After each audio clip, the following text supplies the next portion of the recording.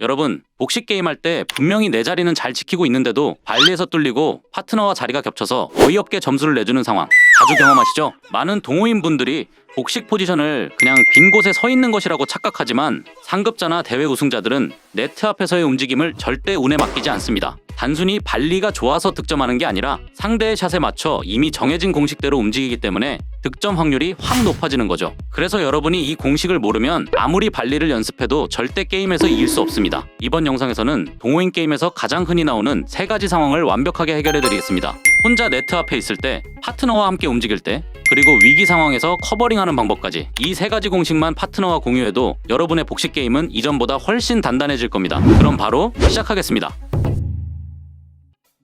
여러분, 복식 게임할 때 네트 앞에 서 있으면 어떤 생각이 드시나요? 만약 내 구역만 잘 지키자라고 생각하며 가만히 서 있다면 여러분은 파트너에게 미안해해야 할지도 모릅니다. 네트 앞에서의 가장 큰 실수는 바로 자기 자리만 지키는 수동적인 태도이기 때문이죠. 복식 고수들은 절대 한 자리에 멈춰 있지 않습니다. 코트 위에 삼각형을 그리며 끊임없이 움직이는데요. 수비 위치에서 시작해 기회가 오면 대각선으로 전진하며 중앙을 가로채는 공격 위치로 이동합니다. 왜 이렇게 움직여야 할까요?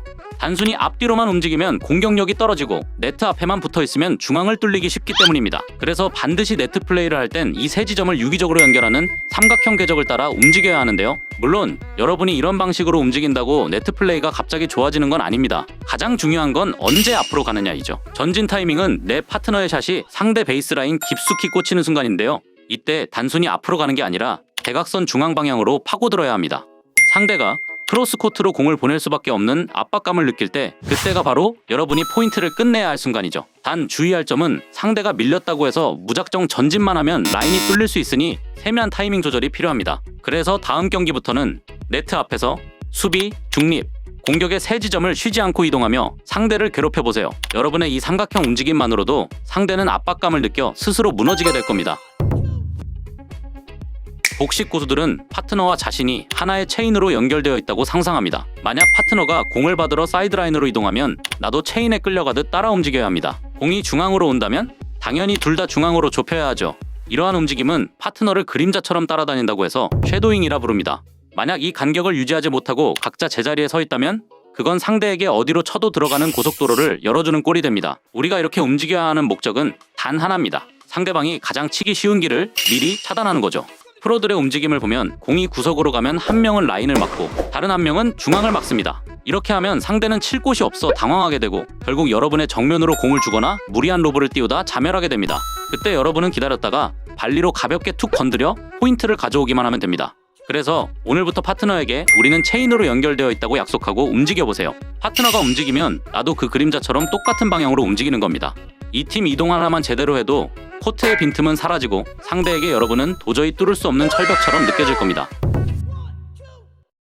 복식에서 가장 당황스러운 순간은 바로 머리 위로 공이 넘어가는 로브 상황이죠.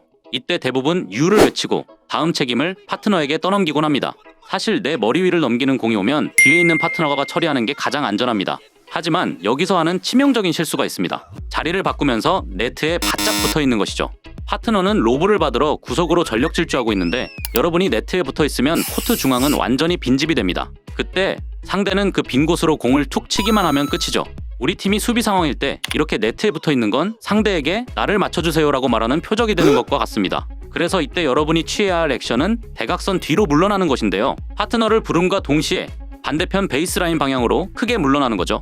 그래야만 상대의 공격에 반응할 시간을 벌 수 있고 파트너가 비운 코트 중앙을 내 넓은 수비 범위로 커버할 수 있습니다. 그래서 이제부터 여러분의 머리 위로 로브가 넘어가면 무조건 대각선 뒤를 보세요. 옆으로 뛰는 게 아니라 대각선 뒤로 물러나며 수비 진영을 갖추는 것. 이 커버링 움직임 하나가 팀의 결속력을 200% 올려줄 겁니다.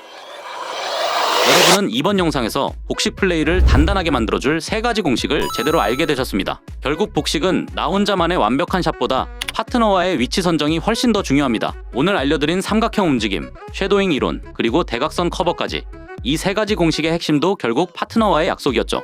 이번에 알려드린 꿀팁, 절대 혼자만 알고 계시지 말고 여러분의 파트너에게 공유해보세요. 코트 위에서 서로의 눈빛만 봐도 어디로 움직일지 알게 되는 순간 여러분의 복식은 완전히 새로운 차원으로 진입할 겁니다. 저는 이번 영상과 같이 여러분의 테니스 실력을 단숨에 끌어올릴 핵심 정보로 돌아오겠습니다. 구독과 좋아요 누르시고 절대 놓치는 일 없으시길 바랍니다. 여러분의 복식 승률이 2배가 되는 그날까지 스카치자였습니다. 감사합니다.